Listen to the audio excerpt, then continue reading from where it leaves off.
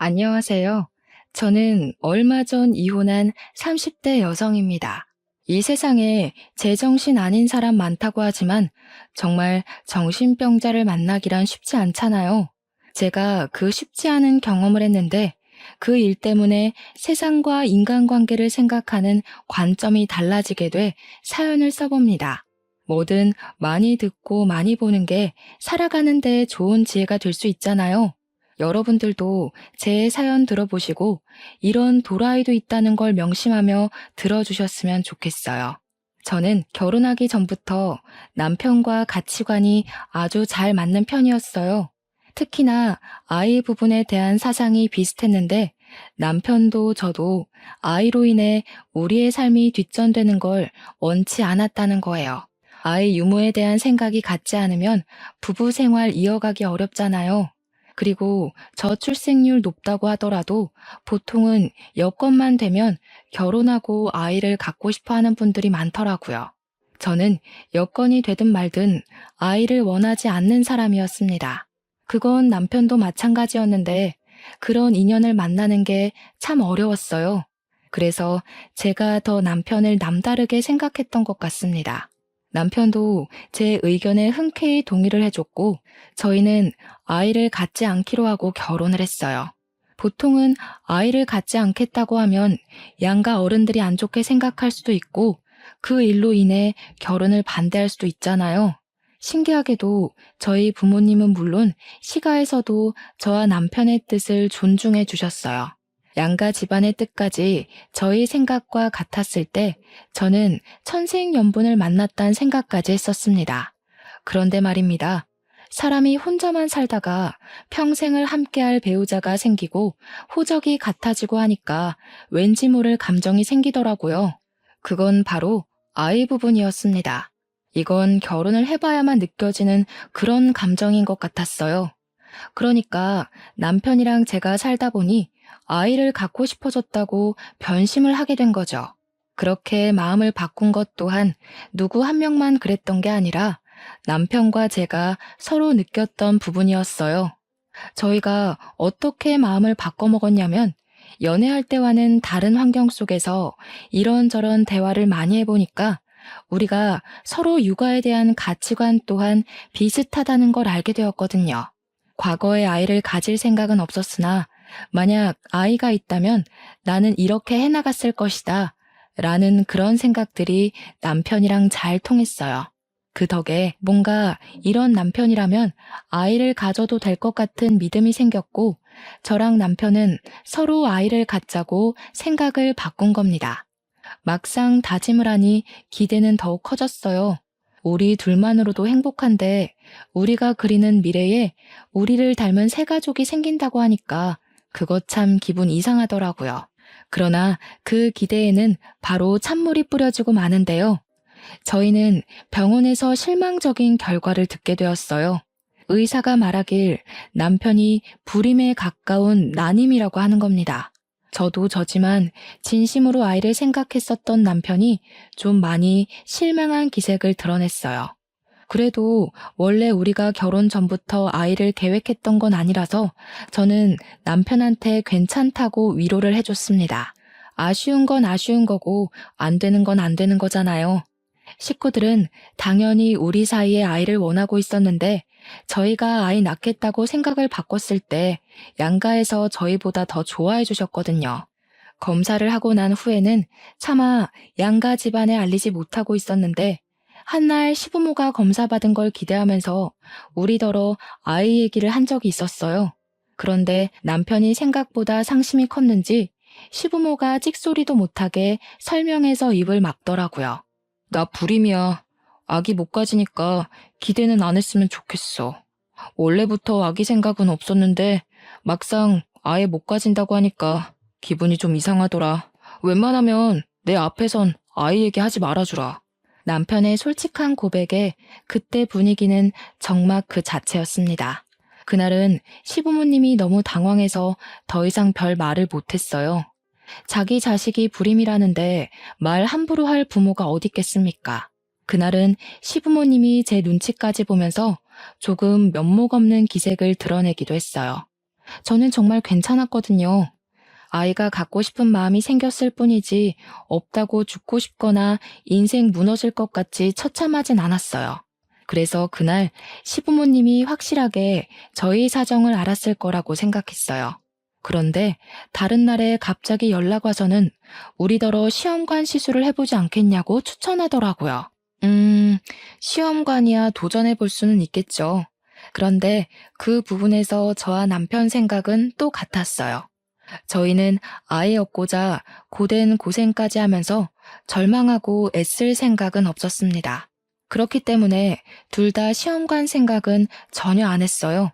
시모가 반복해서 물어봐도 저는 이미 남편과 뜻을 맞췄기에 시험관 안 하겠다고 확실하게 의사표시를 했습니다.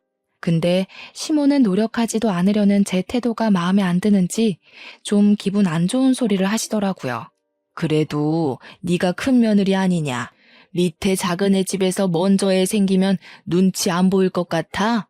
너도 너지만 너 때문에 우리 집 장남 이미지까지 망칠 수는 없잖니. 망치다니요. 제가요? 그렇게 말씀하시면 제 입장에서 서운하죠. 남편이 불임이라서 임신 못하는 건데 왜 제 탓을 하세요? 네가 시험관 안 하겠다고 해서 우리 아들도 따라서 안 하는 거 아니야. 어쨌든 둘이 다시 얘기해서 시험관 해보도록 해라. 사람이 살아가는데 순리가 있는 법인데 무슨 말도 안 되는 고집을 부린대? 시모가 생각보다 고집스럽게 나와서 솔직히 아주 황당했습니다.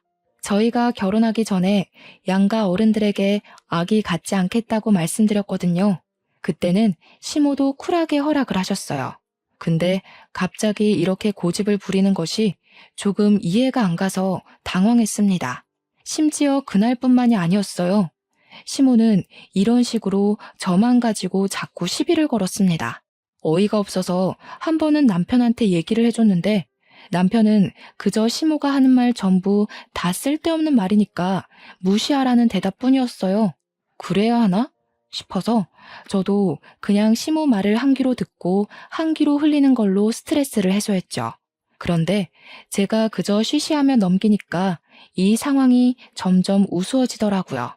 제게만 임신을 종용하는 시모가 갈수록 이해하기 어려운 짓을 했는데 그게 뭐냐면 시가 친척들 앞에서만 저에 대한 태도가 달라진다는 겁니다. 시댁에는 친척들이 좀 많아요. 명절이나 제사를 하면 저희 집에 식구들이 모였는데 다들 집 가까이 살아서 그런지 친척들이 서로서로 인연이 깊더라고요. 그 말은 즉 서로서로에게 간섭도 많다는 뜻과 직결되는데요. 그래서 저랑 남편 사이에 아이가 없다는 것도 벌써 친척들 귀에 다 들어갔더라고요. 장남 집안이라서 빨리 아이를 가져야 하는데 왜 아직 아기가 없냐고 많이들 물었습니다. 그 질문은 해가 바뀔수록 더 심해졌고 날카롭게 날라왔어요. 저는 초반에 친척들이 그런 식으로 물을 때면 남편의 흉을 보고 싶지 않아서 굳이 남편이 불임이라는 건 들추지 않았어요. 그냥 아직 아이 생각이 없다는 식으로 돌려서 말했습니다. 그런데 그때마다 시모가 나서서 보이는 반응이 있었는데요. 며느리 힘들 것 같아서 내가 손주는 굳이 없어도 된다고 했어. 요즘 세상에 부부끼리 잘 살면 그걸로 되는 거지 뭘 굳이 애가 있어야 돼. 시모가 친척들 앞에서 제 생각을 끔찍하게 해주고 있는 것처럼 말을 하는 게 문제였어요. 물론 다른 사람 앞에서 저를 챙기는 척하는 것이 고나리질 하는 것보다 낫다고 생각하는 사람들도 있겠죠. 그런데 고나리질은 고나리질대로 당하고 남들 앞에 설 때만 이렇게 가식적인 친절을 보인다면 생각이 달라지실 겁니다. 이렇게 앞뒤 다른 시모 때문에 친척 어른들이 제게 더 잔소리를 했어요. 세상에 너희 시모 같은 사람 없다는 둥, 아무리 손주 욕심 없다고 해도 손주 보고 싶은 게 시모 마음인데 그걸 몰라준다는 둥, 왜 효도를 너네들이 받고 있냐는 둥 말입니다. 저보고 시모 생각해서 손주 가지려고 노력이라도 해보라고 얼마나 독언을 날리는지 몰라요. 기가 찼지만 오랜만에 뭉친 식구들 분위기를 망칠 수 없어서 어찌어찌 넘겨왔습니다. 이렇게 시가 사람들한테 기분이 상하면 제가 누구한테 속풀이를 하겠습니까? 당연히 남편한테 하겠죠. 그래서 늘 명절이나 시가에 큰 행사가 있고 난 후면 저도 모르게 남편한테 툴툴 털어놓게 됐어요. 그럴 때마다 남편이 사과를 해주기는 합니다. 근데 결국 그 사과도 저를 설득해서 시모를 이해해달라는 의미뿐이에요. 원래 부모가 자식 생각하는 마음이 다 그런 거 아니겠어? 손주 못 낳아주는 거 미안하긴 하니까 그냥 우리 엄마 하고 싶은 대로 두자. 내가 당신한테 더 잘할게. 친척들 다 모이는 날 아니면 어르신들한테 잔소리 들을 일 없잖아. 그럴 때만 당신이 그냥 효도한다 생각하고 좀 참아줘. 그럼 욕먹는 건 나야. 어르신들이 갈수록 나만 버릇없는 며느리를 볼 거 아니야. 지금 어머님이 나 닥달해서 시험관 시키려고 머리 굴리는 거 모르겠어? 짜증나 죽겠네. 잘못은 내가 한 게 아닌데 왜 내가 욕받이 역할을 해야 돼? 말을 꼭 그렇게 해야겠어? 당신 말은 지금 내 잘못이니까 내가 욕받이 해야 된다는 거야? 그럼 당신은 고자 남편 있다고 동네방네 소문나도 상관없어? 당신만 살고 나는 망신당해도 상관없냐고. 내 말은 우습고 당신 하는 말은 안 이상해? 당신이야말로 당신 욕먹을 바엔 내가 욕먹는 게 낫다고 생각하는 거잖아. 나더러 평생 불효자라 욕먹으면서 살라는 거 아니냐고. 좀 그러면 어때서? 나도 친정 가서 욕먹을 거 먹을게. 여긴 우리 식구 집안이잖아. 고자보단 불효자가 낫구만. 그걸 이해 못 해주냐?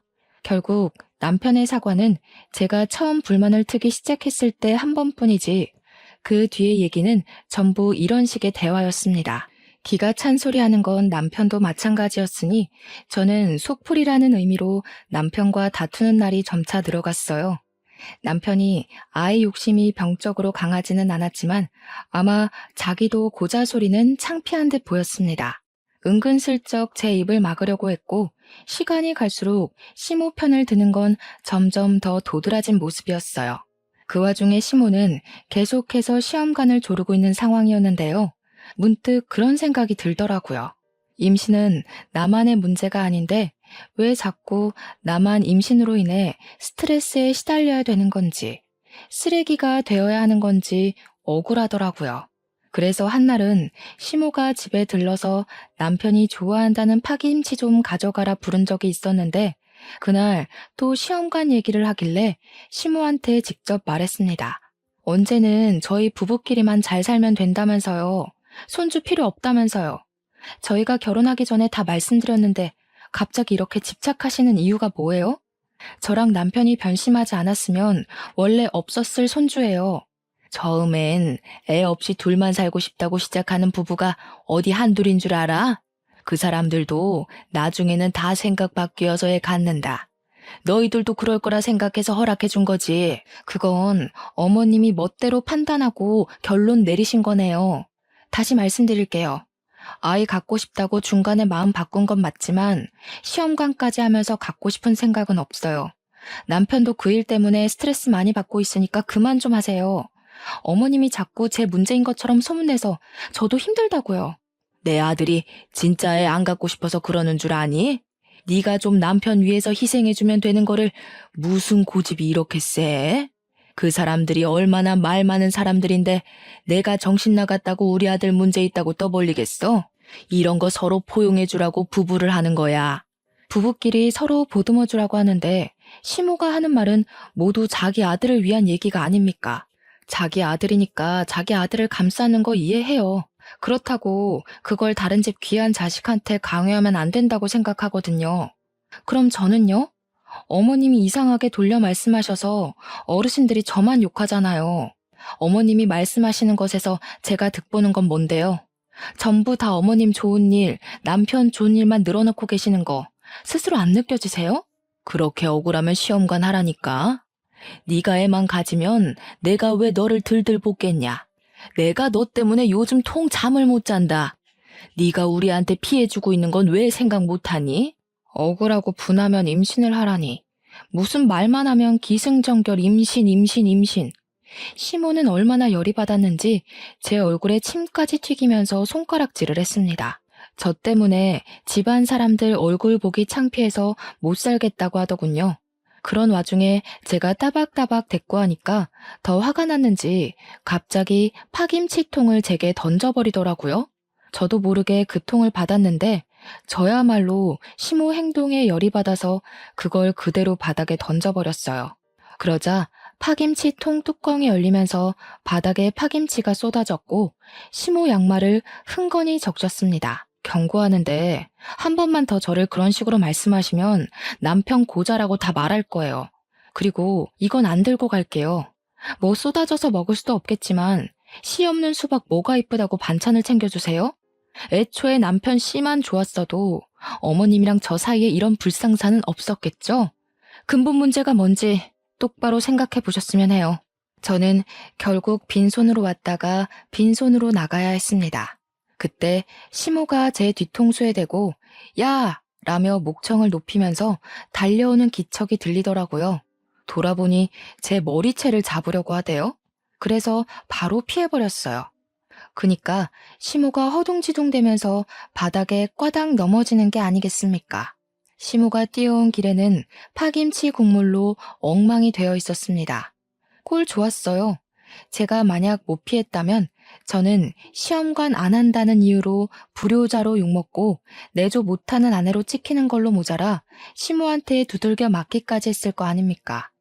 호구같이 당해주기 싫었어요. 정말 황당한 상황이잖아요. 조선시대도 아니고 이런 억울한 누명을 누가 참고 있겠습니까? 넘어진 시모를 살펴주지도 않고 저는 매몰차게 집으로 돌아왔어요. 그런데 제가 제 의사 표현 좀 했다고 시모가 많이 성난 건지 그걸 남편한테 고자질했더라고요. 남편이 퇴근하고 오는데 손에 새로운 파김치통이 들려 있었습니다. 시댁에 들렸다가 오는 길 같았어요. 남편은 파김치통을 제가 보는 앞에 팍 내려놓더니 화가 났다는 표시를 잔뜩 했습니다. 당신이 우리 엄마 허리 다치게 했다며? 왜 계속 우리 엄마랑 싸우려 드는 거야? 그냥 곱게 내내할 수는 없냐? 엄마가 아들 고자인 거 남들한테 말하는 게 창피할 수도 있는데 그것도 하나 이해 못 해주냐고. 어머님이 말을 또 그렇게 하셨네? 어머님 소설가 하셔야겠어. 어쩜 그렇게 자기 위주로 이야기를 잘 지어내실까? 나 꼭 사기 결혼당한 기분이야. 결혼 전에 우리 뜻 존중해주던 어머님은 어디 가셨대? 지금 비꼬냐? 젊은 네가 좀 이해해줄 수 있는 걸 꼭 그런 식으로 말해야 했어? 대체 불효자로 욕먹는 게 뭐 대수라고 이렇게까지 해? 친척 어른들을 맨날 만나는 것도 아니고 내가 좀만 참으라고 했잖아. 내가 친척 어른 만나는 것 때문에 이러는 거라고 생각해? 어머님이 당신 흠 덮으려고 나를 싹 수 없는 애로 만들고 있는 게 문제잖아. 아들 문제 숨기고 싶다고 거짓말을 하는 건 아니지. 내가 시댁 종도 아니고 왜 남을 위해서 기꺼이 욕먹는 걸 감수해야 돼? 남? 진짜 말 짜증나게 한다. 이런 게 부모 자식 간의 애정이야. 부모 사랑 못 받고 자란 애처럼 왜 이래? 아, 장인어른 장모님은 당신한테 하자가 있어도 나 몰라라 했었나 보지? 끝내 친정 부모님까지 욕보이는 남편에게 진심으로 기분이 상한 저는 제가 무슨 말을 해도 남편이 내 말을 안 들어주겠구나라는 걸 깨달았습니다. 남편도 시모처럼 이미 자기 이미지 지키는 데에 저를 이용하는 것을 당연하게 생각하고 있었어요.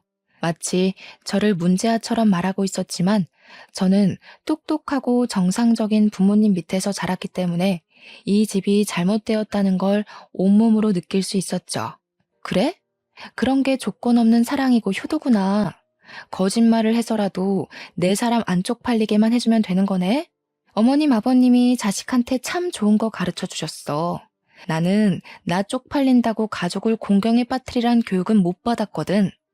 우리가 자식 낳으면 우리 애한테도 그런 식으로 가르칠 거야? 이건 나랑 좀 생각이 다른데. 비꼬지 말라고. 네가 이런 사람인 줄 알았으면 결혼도 안 했겠지만 이미 늦어버렸으니 너랑은 애 낳을 일 절대 없어. 너 같은 게 하나 더 생길 생각하니까 아주 치가 떨린다. 남편은 제게 손찌검을 하고 싶어 했는데 스스로 조절하면서 방을 나갔습니다. 그때부터 저희는 각방을 사용했어요. 서로 아는 체도 안 하고 밥도 따로 먹었습니다. 그렇게 좀 잠잠한 시간을 보내나 싶었어요. 남편이랑 다투니까 시모한테도 연락이 안 와서 그건 좀 좋더라고요. 아무래도 남편이 제 고집 때문에 시모한테 임신 얘기하지 말라고 경고를 한 것 같았습니다. 그걸 어떻게 눈치챘냐면 그래도 시댁에서 하는 제사는 가야 되잖아요. 거기서 시모가 제게 말 한마디 안 하고 행동으로만 행주 툭 던지고 국자 툭 던지고 할 때 눈치를 챘어요. 그러거나 말거나 무시했습니다. 제가 멀리 있으면 시모가 저를 딱히 부르지 않길래 일부러 시모 피해서 일을 하기도 했어요. 그날이 제사였다고 했잖아요. 그래서 시댁이 큰 집이었던지라 역시나 친척 어른들까지 오는 날이었는데요. 친척 어른들은 지난번에 봤을 때보다 더 제게 냉랭한 태도를 보였습니다. 아예 제 인사도 안 받아주는 것 같은 느낌을 받았어요. 처음엔 기분 탓이겠거니 했는데 제가 직접적으로 누구를 지정해서 말을 붙여보아도 대놓고 모른 채를 하시더라고요. 사람 무안할 만큼이요. 마치 몰래카메라를 당하는 기분이었는데 얼마나 기가 찼는지 모릅니다. 그때부터 저도 딱히 애쓰지 않았어요. 제 할 일만 하다가 집에 가자는 생각으로 마음 비우고 일했습니다. 그리고 제가 콩나물을 다듬고 있을 때였어요. 시모에 동서되는 어르신이 조심스레 제 곁에 와 앉더니 같이 콩나물을 다듬어 주시더라고요. 그러면서 그 어르신에게만 고개를 살짝 숙여 인사를 했는데 그때 어르신이 뜻밖의 말씀을 해주셨어요. 내가 잘 아는 난임센터 하나 소개해 줄 테니까 시어머니 그만 속상하게 하고 가서 검사라도 받아봐. 불임이라는 거 다 들었어. 네 시애미가 얼마나 속상해하면서 울던지. 자식들만 보고 사는 사람인데 불쌍하지도 않냐? 이때 상황 파악하느라 한 10초는 멍 때렸던 것 같아요. 그리고 저는 바로 헛웃음을 뱉었습니다. 가만히 듣자 하니 시모가 아주 기가 막힌 거짓말을 해놨더라고요. 많은 친척 어른들한테 제가 불임이라고 소문을 퍼뜨려 놓은 거 아니겠습니까? 와, 그래서 다들 저를 보고 혀를 끌끌 차고 인사도 안 받아줬구나. 이해가 되더라고요. 이거 진짜 이렇게 넘어갔다간 정말로 호구될 것 같대요. 앞으로 살 날이 얼만데 제 결혼 생활 또한 더 피곤해질 것 같았고요. 저는 그래도 저한테 시모인 사람이니까 최소한의 예의는 지켜야 할 것 같아서 남편이 고자라고 소문은 안 냈어요. 그런데 시모가 먼저 선수를 치고 저를 바보 만들어 놓은 거 아니겠어요? 참을 수가 없었습니다. 이건 제가 며느리라는 이유만으로 참아줄 수 있는 수위를 넘긴 것 같다는 생각이 들었어요. 저는 바로 콩나물을 팩 던지고 얘기를 했습니다. 와, 소문 무섭네요. 불임은 제가 아니라 남편이거든요? 어머님이 또 거짓말을 하셨어요? 남편이 씨 없는 수박이라고요. 제가 문제가 아니라 남편 몸에 정자수가 없다는데 제가 없는 씨를 가지고 애를 만들 수는 없잖아요. 어머님은 왜 계속 제 몸에 이상 있는 것처럼 몰아가신대요? 제가 몇 번이나 말씀드렸는데 또 그러시네. 제 앞에 어르신이 제 발언에 아무 말도 못하고 있자 저는 자리에서 일어나 이참에 다 밝혔어요. 못 믿겠으면 검사 결과지까지 보여주겠다고 나는 내 모든 걸 걸고 불임은 남편이라는 걸 주장할 수 있으니 어르신들도 계속 날 욕할 거면 뭐라도 걸고 욕하라고 해버렸습니다. 친척 어른들은 제 패기에 당황해서 말문을 쉽게 트지 못했어요. 그땐 시모가 화장실 가고 없었던지라 저를 더 이상하게 쳐다봤습니다. 이것도 어머님이 거짓말일 거라고 하던가요? 검사 결과지를 이 집에다 붙여놔야 하나? 대체 뭐라고 하면 믿으실 건데요? 애들이 누구 왕따 시키는 건 철없다고 핑계라도 대줄 수 있지. 어르신들은 저 매도한 거 뭐라고 변명하실 거예요? 나중에 사실이 뭔지 알려지면 저한테 사과는 하실 거예요? 야, 안 닥쳐? 이게 뭐라는 거야? 어르신들 놀라셨잖아. 어디서 없는 얘기를 그렇게 당당하게 말해? 당신 따라 나와. 집에 가서 얘기하자. 그 순간 남편이 거실에 있다가 급히 제게 달려와 끌고 나가려고 했습니다. 저는 그런 남편을 팩 놓고서 어르신들께 바로 알렸어요. 이대로 억울해서 못 참겠네요. 검사 결과지 지금 휴대폰이 있는데 보실래요? 어머님이 자기 아들 고자인 거 창피하니까 저를 대신 팔아먹으려고 하는 것 같은데 저도 사람이거든요. 이런 식으로 이용당하면 기분 엄청 나빠요. 똑똑히 들으세요. 불임은 제가 아니라 남편이라고요. 그리고 그 타이밍에 시모가 화장실에서 나왔습니다. 친척 어른들은 뭐가 진짠지 모르는 얼굴을 하고 있었어요. 그럼에도 팔은 안으로 굽는다고 곧 제가 행패를 부리고 있다고 생각해 저만 이상하게 쳐다보았죠. 그 상황에서 남편이 저를 잡아 끌고 다시 자리를 벗어났는데요. 신발을 신을 때쯤 어른들이 시모한테 이 집 장남이 불임이었냐고 묻는 걸 들었습니다. 이미 그것만으로도 시모는 충분히 곤란해했을 겁니다. 그리고 밖으로 나온 남편은 저를 엘리베이터 앞에서 놓으며 쪽팔린다고 집으로 가라고 했어요. 어머님이 내가 불임이라고 소문냈더라. 내가 그걸 웃으면서 내내 했어야 했어? 아, 당신도 내가 욕먹는 걸 바랬었지?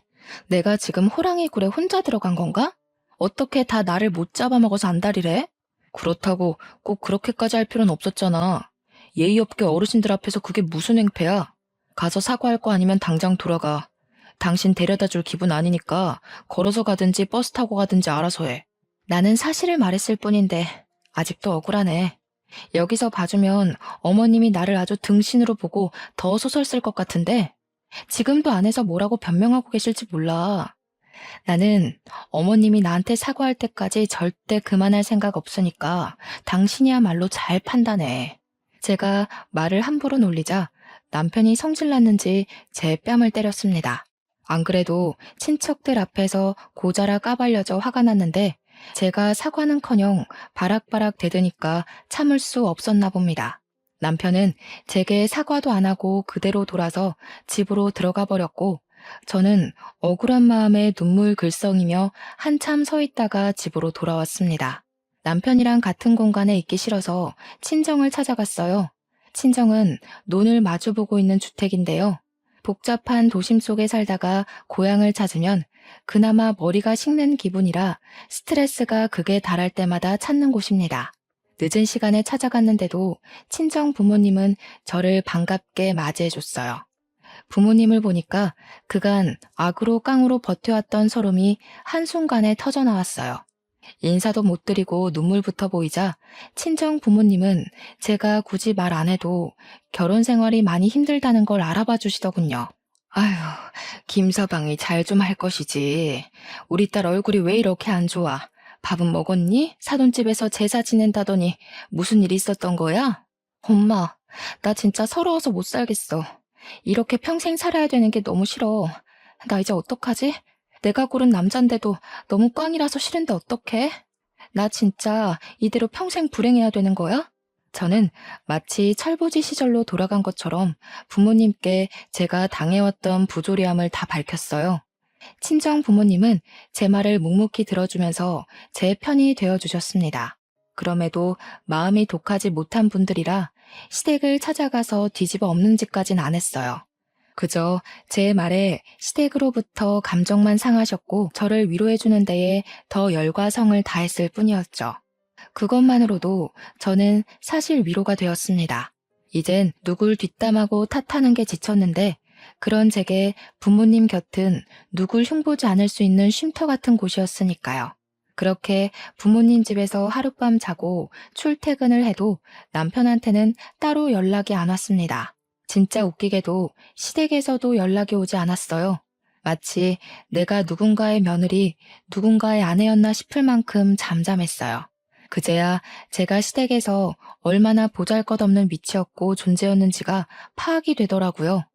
너무 짜증이 나서 그냥 이혼해버리자 그렇게 마음먹고 그날 바로 이혼 합의서를 준비했어요. 꼴보기 싫은 사람들 안 보고 합의서에 도장 찍을 순 없을까? 그 고민만 남은 저는 며칠간 같은 생각만 되풀이하느라 거의 멍 때리면서 지냈어요. 그러던 어느 날엔 평소와 좀 다른 일이 발생했는데요. 여느 때처럼 퇴근하고 친정집을 가는데 친정집을 가는 마을버스가 목적지까지 못 가고 멈추는 겁니다. 그때부터 버스 안 사람들이 웅성거리기 시작했는데 뭔가 싶어서 차 앞쪽을 봤더니 소방차가 보였고 그 뒤로 검은 연기가 자욱했어요. 화재가 난 것이랍니다. 화재 사건을 뉴스 말고 직접 본 건 처음이었는데 여기서 제가 심장이 철렁 내렸던 건 화재 사고를 실제로 봐서가 아니었어요. 이쪽으로 가는 방향은 일방통행이었고 마을이 한 줄로 쭉 나열되어 있는 동네인데 이쪽 길에 불이 났다는 건 마을 전체가 위험하다는 것과 같은 뜻이거든요. 그럼 우리 집에도 피해가 갔을지 모를 일이라서 심장이 내려앉았던 겁니다. 그 사실을 자각하자마자 저는 급히 버스를 내려서 소방차가 있는 곳으로 뛰어갔어요. 마침 경찰차까지 모여 있었습니다. 다행히 불은 진압이 된 것 같았는데 그 넓은 논이 전부 새카맣게 타 있었어요. 주민들이 한순간 사고로 자산을 잃은 셈이었죠. 그 방대한 사고의 잔해를 보니까 더 저희 집 사정이 걱정되었습니다. 저는 공직자들을 붙잡고서 대체 무슨 일이냐고, 나 이 동네 사람이라고 신분을 밝히며 물었어요.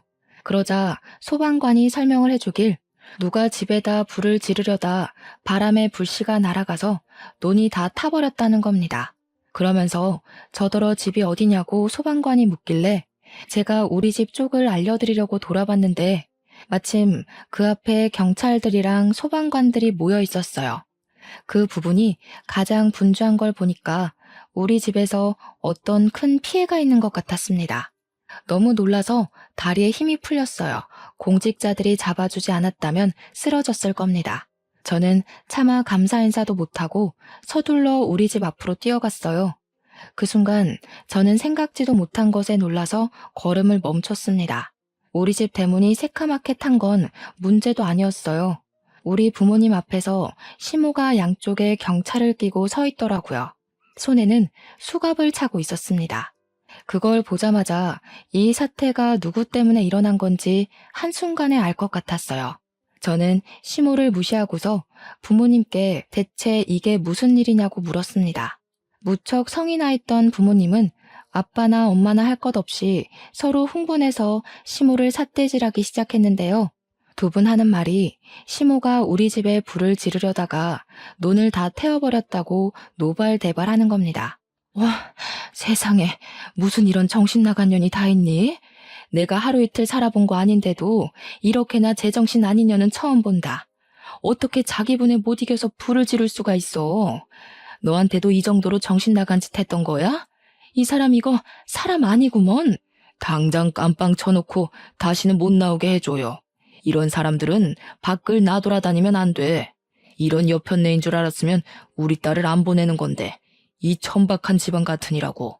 제가 그날 부모님이 성질내는 걸 처음 보기도 했지만 그 미친 짓이 기어코 시모가 한 짓이 맞는다는 것에 더 충격받았습니다. 아무리 생각해도 시모가 갑자기 이런 사고를 칠 만큼 저한테 악감정이 있나 의문스러웠어요. 제가 시모를 화나게 한 게 있다면 겨우 시험관 안 하는 것과 친척 어르신들 앞에서 남편이 고자라는 걸 알려준 것밖엔 없다고 생각하거든요. 그런데 그걸로 화재 사고를 일으킬 수도 있는 건가요? 심지어 이렇게 공직자들까지 대동했는데도 시모는 반성하는 기색이 없었어요. 오히려 우리 부모님이 자기 탓하는 걸로 더 뭐라 하면서 목소리를 쩌렁쩌렁 내었습니다. 그쪽들 딸 때문에 우리 아들이랑 내가 망신을 당했는데 이 정도는 아무것도 아닌 거지. 그러게 왜 나를 망신 주냐고. 감히 시댁을 덤비면 어떻게 되는지 톡톡히 알았죠? 이제부터 딸 교육 똑바로 시켜요. 뭐라고요? 그쪽 아들이 몸에 장애 있는 거를 왜 우리 딸 탓을 해요? 망신은 우리가 망신이지. 남자 구실도 못하는 놈을 사유로 들이게 됐는데 나 솔직히 사기당한 기분이라고요. 우리한테 자식 교육 논하기 전에 그쪽 자식 건강이나 점검하세요. 이봐. 집구석에 어른이란 사람들 생각하는 꼬락서니가 이 모양이니 자식 되는 년도 버릇없이 따박따박 말대꾸하지. 정신 좀 차리세요, 사돈들. 지금 사돈들 딸이 밖에서 사돈들 이름에 똥치라고 다녀요.